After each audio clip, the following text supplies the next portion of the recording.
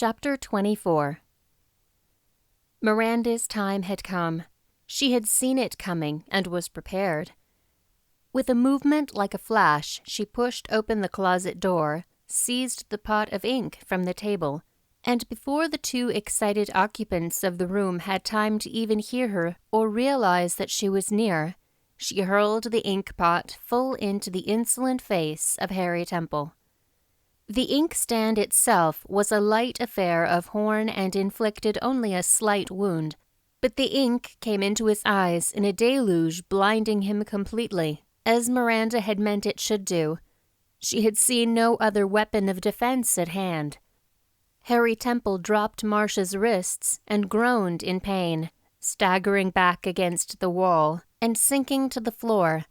But Miranda would not stay to see the effect of her punishment.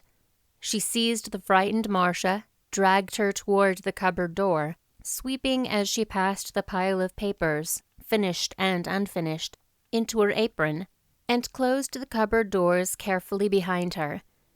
Then she guided Marcia through the dark mazes of the storeroom to the hall, and pushing her toward the front door, whispered, "Go quick 'fore he gets his eyes open. I've got to go this way. Run down the road fast as you can, and I'll be at the meeting place first. Hurry, quick!" Marcia went with feet that shook so that every step seemed like to slip, but with beating heart she finally traversed the length of the piazza with a show of dignity, past the loungers, and was out in the road. Then indeed she took courage and fairly flew. Miranda, breathless but triumphant, went back into the kitchen. "I guess 'tain't him after all," she said to the interested woman who was putting on the potatoes to boil. "He's real interesting to look at, though. I'd like to stop and watch him longer, but I must be going.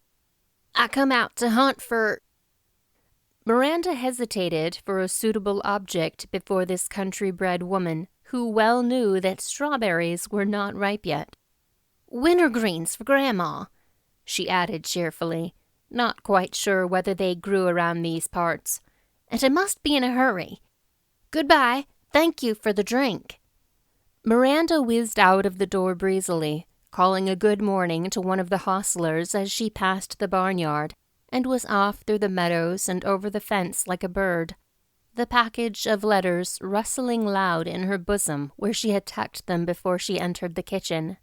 Neither of the two girls spoke for some minutes after they met, but continued their rapid gait until the end of the corduroy road was in sight and they felt comparatively safe. "Well, that feller certainly ought to be strung up and walloped, now for sure," remarked Miranda, "and I'd like to help at the walloping." Marcia's overstrung nerves suddenly dissolved into hysterical laughter. The contrast from the tragic to the ridiculous was too much for her. She laughed until the tears rolled down her cheeks, and then she cried in earnest. Miranda stopped and put her arms about her as gently as a mother might have done, and smoothed her hair back from her hot cheek, speaking tenderly. "There now, you poor pretty little flower. Just you cry as hard as you want to. I know how good it makes you feel to cry. I've done it many a time up garret where nobody couldn't hear me. That old Satan, he won't trouble you for a good long spell again. When he gets his evil eyes open, if he ever does, he'll be glad to get out of these parts or I miss my guess. Now don't you worry no more. He can't hurt you one mite. And don't you think a thing about what he said. He's a great big liar, that's what he is." "Miranda, you saved me. Yes, you did. I never can thank you enough. If you hadn't come and helped me, something awful might have happened." Marcia shuddered and began to sob convulsively again. "Nonsense," said Miranda, pleased. "I didn't do a thing's worth mentioning. Now you just wipe your eyes and chirk up. We've got to go through town, and you don't want folks to wonder what's up." Miranda led Marcia up to the spring whose location had been known to her all the time, of course, and Marcia bathed her eyes and was soon looking more like herself, though there was a nervous tremor to her lips now and then. But her companion talked gaily and tried to keep her mind from going over the events of the morning. When they reached the village, Miranda suggested they go home by the back street, slipping through a field of spring wheat and climbing the garden fence. She had a mind to keep out of her grandmother's sight for a while longer. "I might as well be hung for a sheep's a lamb," she remarked as she slid in at Marcia's kitchen door in the shadow of the morning glory vines. "I'm going to stay here for a spell and get you some dinner while you go upstairs and lie down. You don't need to go back to your aunt's till near night, and you can wait till dusk and I'll go with you. Then you needn't be out alone at all. I know how you feel, but I don't believe you need worry. You'll be done with you now forever, or I'll miss my guess. Now you go lie down till I make a cup of tea." Marcia was glad to be alone, and soon fell asleep, worn out with the excitement, her brain too weary to go over the awful occurrence of the morning. That would come later. Now her body demanded rest. Miranda, coming upstairs with the tea, tiptoed in and looked at her, one round arm thrown over her head, and her smooth, peachy cheek resting against it. Miranda, homely, and with no hope of ever attaining any of the beautiful things of life, loved unselfishly this girl who had what she had not, and longed with all her heart to comfort and protect the sweet young thing who seemed so ill-prepared to protect herself. She stooped over the sleeper for one yearning moment and touched her hair lightly with her lips. She felt a great desire to kiss the soft round cheek, but was afraid of wakening her. Then she took the cup of tea and tiptoed out again, her eyes shining with satisfaction. She had a self-imposed task before her, and was well pleased that Marcia slept, for it gave her plenty of opportunity to carry out her plans. She went quickly to David's library, opened drawers and doors in the desk until she found writing materials, and sat down to work. She had a letter to write, and a letter to Miranda was the achievement of a lifetime. She did not much expect to ever have to write another. She plunged into her subject at once. "Dear Mr. David." She was afraid that sounded a little stiff, but she felt it was almost too familiar to say David, as he was always called. "I ain't much on letters, but this one has got to be read. Something happened and somebody's got to tell you about it. I'm most sure she won't, and nobody else knows 'cept me. Last night, 'bout dark, I went out to feed the chickens, and I see that nimshi Harry Temple skulking around your house. It was all dark there, as he walked in the side gate and tried to peek in the windows. Only the shades was down and he couldn't see a thing. I thought he was up to some mischief, so I followed him down the street a piece till he turned down the old corduroy road. It was dark by then, and I come home. But I was on the watch out this morning, and after Miss Spafford come down to the house, I heard a horse galloping by, and I looked out and saw a boy get off and take a letter to the door and ride away. And pretty soon, all in a hurry, your wife come out, tying her bonnet and hurrying along looking scared. I grabbed my sunbonnet and clipped after her, but she went so fast I didn't get up to her till she got to the old corduroy road. She was awful scared looking, and she didn't want me much to see.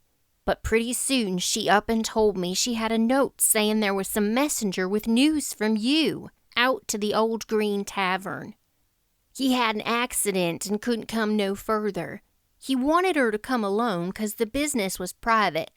So I stayed down by the turn of the road till she got in, and then I went 'cross lots and round to the kitchen and called on Miss Green a spell. She was telling me about her boarders, and I told her I thought maybe one of them was a friend of Hannah Heath's, so she said I might peek through the keyhole of the cupboard and see. She was busy, so I went alone. Well, sir, I just wish you'd been there. That lying Nimshi was just going on the sweetest, as respectful and nice a thanking your wife for coming, and excusing himself for sending for her, and saying he couldn't bear to tell her what he'd come for. And pretty soon, when she was scared's death, he up and told her an awful fib about you and a woman called Kate, whoever she is. and he just poured the words out fast so she couldn't speak, and he said things about you he shouldn't have, and you could see he was making it up as he went along, and he said he had proof. So he pointed at a pile of letters on the table, and I eyed him good through the hole in the door. Pretty soon he ups and proposes that he carry her off in a carriage he has all ready and takes her to a friend of his so she won't be here when you come home, 'cause you're so bad. And she gets up looking like she wanted to scream, only she didn't dare. And she says he don't tell the truth. It wasn't so, any of it. And if it was all right anyway, that you had some reason and she wouldn't go a step with him anywhere. And then he forgets all about the lame ankle he kept covering up on a chair, pretending it was hurt falling off his horse when the coach brought him all the way, for I asked Miss Green. And he catches her by the wrists, and he says she can't go without him, and she needn't be in such a hurry, for you wouldn't have no more to do with her anyway after her being shut up there with him so long. And then she looked just like she was going to faint, and I bust out through the door and catched up the ink pot. It weren't heavy enough to kill him, and I slung it at him, and the ink went square in his eyes, and we slipped through the closet and got away quick 'fore anyone knew a thing. I brought all the letters along, so here they be. I haven't read a one, 'cause I thought maybe you'd rather not. She ain't seen 'em neither. She don't know I've got 'em. I hid 'em in my dress. She's all wore out with crying and hurrying and being scared, so she's upstairs now asleep, and she don't know I'm writing. I'm gonna send this off 'fore she knows, for I think she wouldn't tell you for fear of worrying you. I'll look after her as well as I can till you get back, but I think that feller ought to be strung up. But she'll know what to do, so no more at present. From your obedient servant, Miranda Griscom. Having at last succeeded in sealing her packet to her satisfaction, and the diminishing of the stick of sealing wax she had found in the drawer, Miranda slipped out the front door, and by a detour went to David Spafford's office. "Good morning, Mr. Clark," she said to the clerk importantly.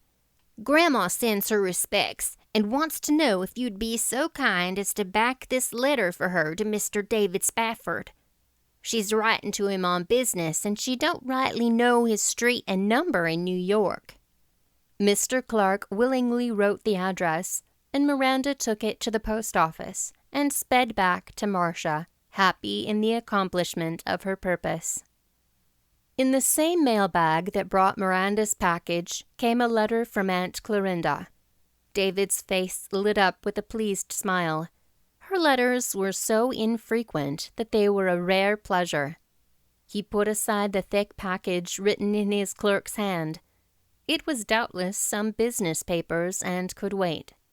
Aunt Clorinda wrote in a fine old script that, in spite of her 80 years, was clear and legible.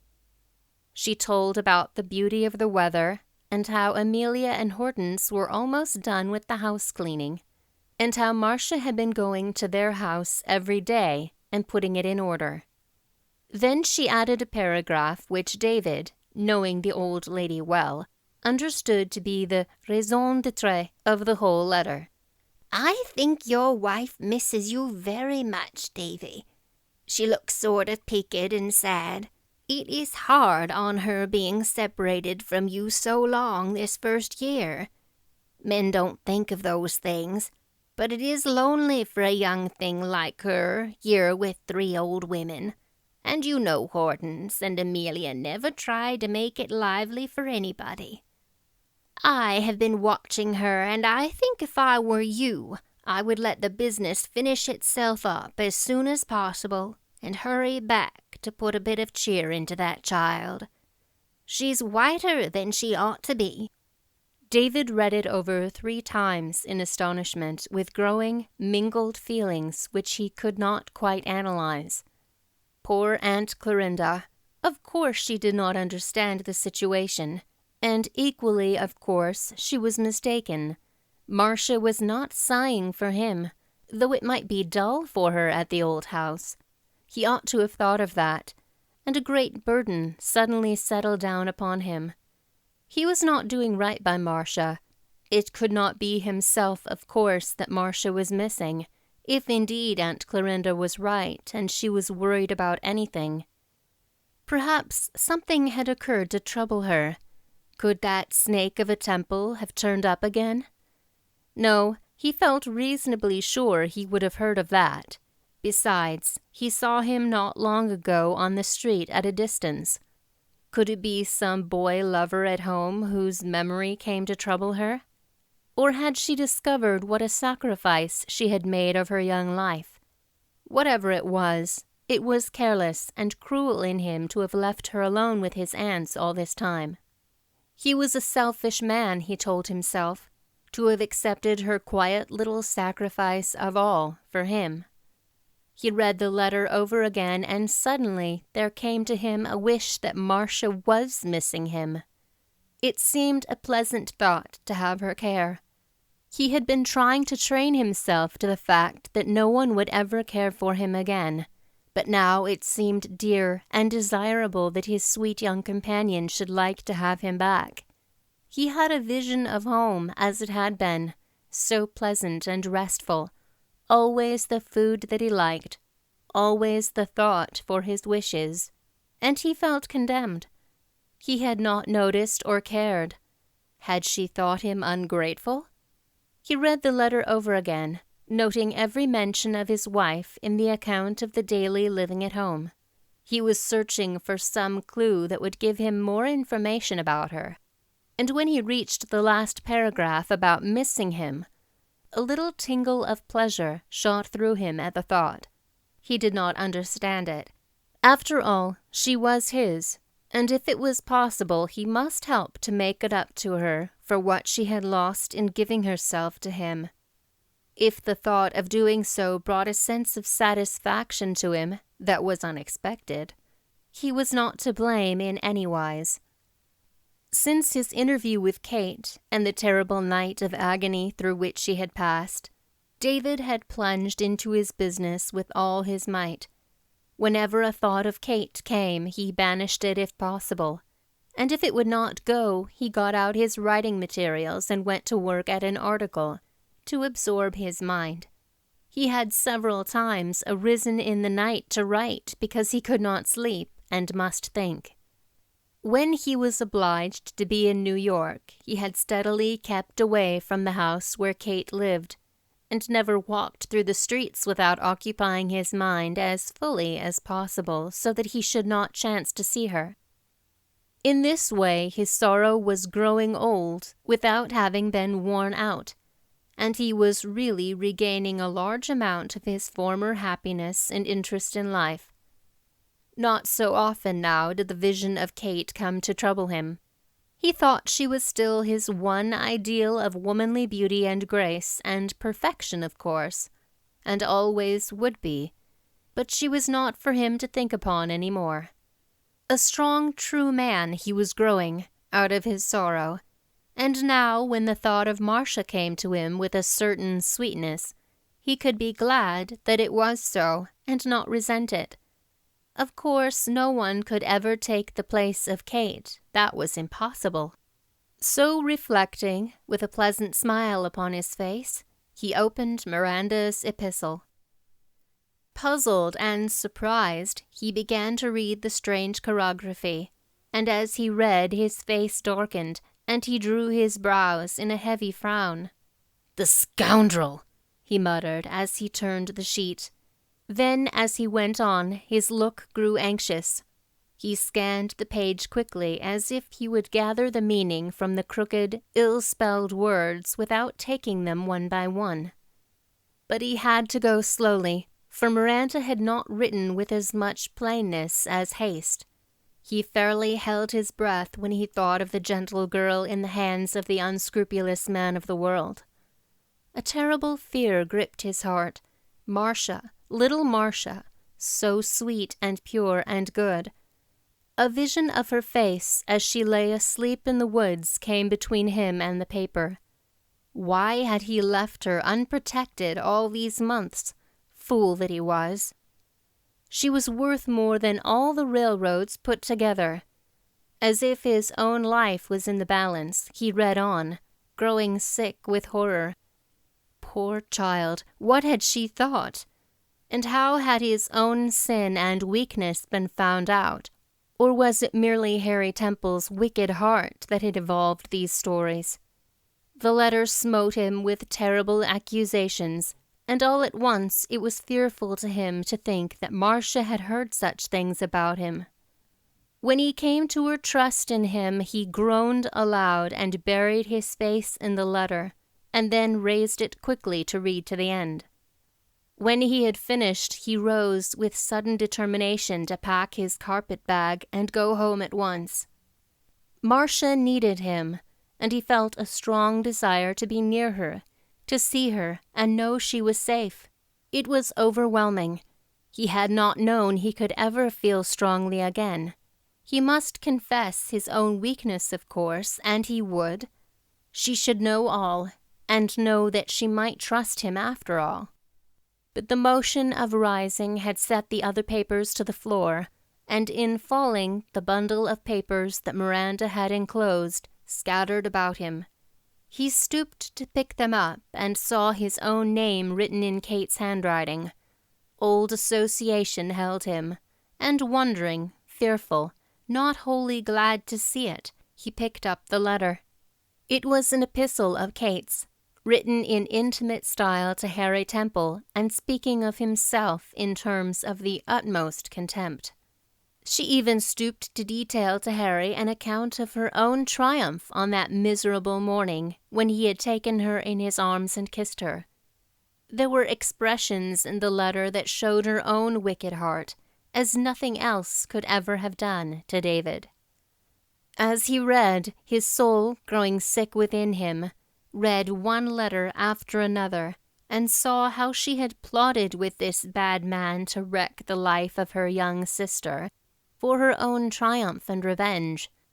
The beautiful woman whom he had loved, and whom he had thought beautiful within as well as without, crumbled into dust before him. When he looked up at last, with white face and firmly set lips, he found that his soul was free forever from the fetters that had bound him to her. He went to the fireplace and laid the pile of letters among the embers, blowing them into a blaze, and watched them until they were eaten up by the fire and nothing remained but dead gray ashes. The thought came to him that that was like his old love. It was burnt out. There had not been the right kind of fuel to feed it. Kate was worthless, but his own self was alive, and please God, he would yet see better days. He would go home at once to the child wife who needed him, and whom now he might love as she should be loved. The thought became wondrously sweet to him as he rapidly threw the things into his traveling bag and went about arrangements for his trip home. He determined that if he ever came to New York again, Marcia should come with him.